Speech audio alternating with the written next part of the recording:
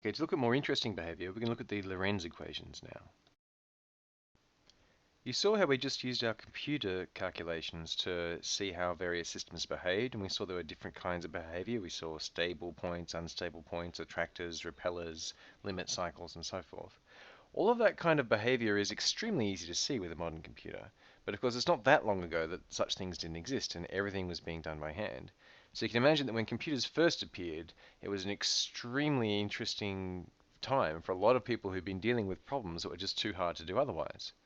Some of those problems included things like very early versions of weather models or indeed convection rolling in atmosphere, that kind of thing. And one of the people who pioneered that was Edward Lorenz.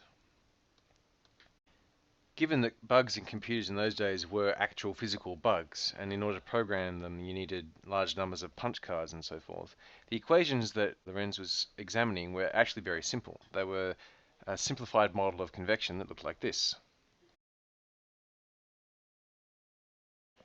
And in fact, these equations arise in other simplified models like those for lasers and dynamos. But he was doing it in the context of equations of the atmosphere. And he boiled it all the way down to just three real valued variables, x, y, and z. This is not a physical vector, these are different properties of the atmosphere. The x parameter is related to the velocity of the fluid circulation, and the y and z values are related to the vertical fluid temperature distribution. And he plugged it into his computer and he integrated it, and it took literally all day. In fact, it took more than all day. So what he had to do is he had to run it for some time, and it outputted the answers. And then he had to stop the machine, he wrote down the answers, and then he went home and he came back the next day and he typed the new answers in onto punch cards and ran it in again. So the idea was that over several days he'd be able to build up a very long-term integration that his computer couldn't do in one day. But in order to do this, he had to keep on stopping and outputting and then starting again. And at one stage, he tried doing this when he'd already actually integrated past the point that he wrote down. And when he put in those conditions in again, he discovered that his computer was actually spitting out different answers. And he thought he'd found a bug, which, as I said, in those days could actually mean an insect that had got into the valves. But he worked through it for some time and discovered that no, this is an entirely reproducible result. And what was actually happening was that the precision that the computer was handling was slightly larger than the precision that he was writing down. And so a number might come out, x might be 9.73621789 inside the computer, and he was only writing down the first few digits of that when he was putting it back in.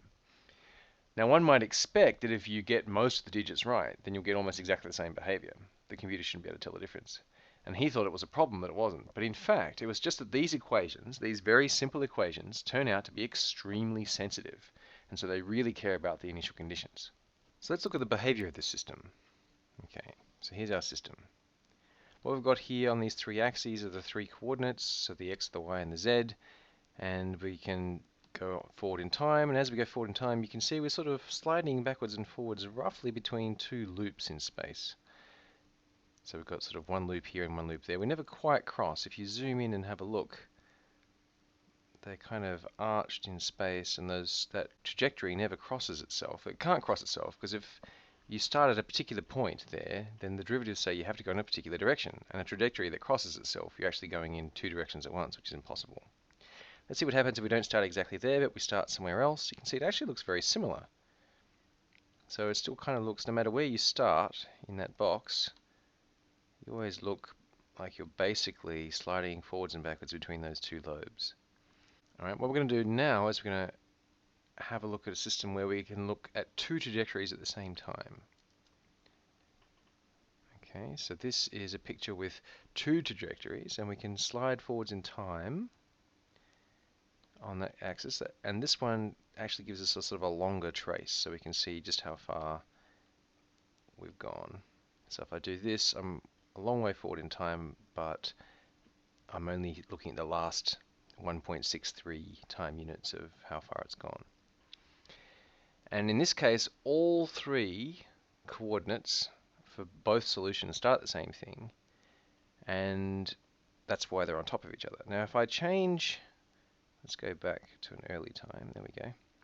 If I change one of my initial conditions, so I'm just going to change it by a tiny amount, see it's only 0.0034, and you can see my two trajectories are slightly off each other, so you can see the red and the blue independently. And if we go on and on in time, you can see, yep, they're pretty close. But now, actually, even after quite a short time, you can see they're actually doing completely different things. So the blue's going around here and the red's zipping around. And so even though they're incredibly close in their initial conditions, they kind of effectively they've started almost as though they've started on completely random apart. So they look like they're doing almost back to the same evolution again. But a little bit before that, they were quite different. Before that, they were quite different. So in total, they're all over each other. But their exact behavior, so in the standard sort of way of talking about this is the difference between climate and weather. Climate is you tend to find yourself on one of these loops, one of those loops, and you sort of flip back semi-randomly between them.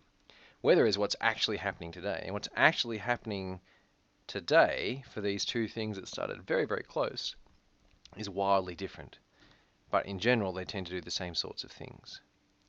Now this sensitivity, this extreme kind of change in the long-term behavior of the trajectories based on their initial conditions is called, following our highly imaginative theme, sensitivity to initial conditions. And the language we use these days is that these equations are chaotic. They demonstrate chaos.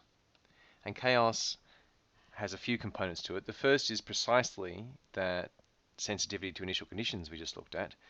If any two trajectories diverge very fast, then that's required. Of course, that's also true if you had a hill and you put a ball bearing near the top of that hill. If you put that ball bearing in slightly different places, it would end up after a long time in a very different place in your phase space. So it's kind of boring if things just spread out. So in order to be chaos, it has to be all happening inside a finite volume of phase space. So if in a finite volume of phase space, you have non-repeating trajectories that demonstrate sensitivity to initial conditions, then you've got chaos.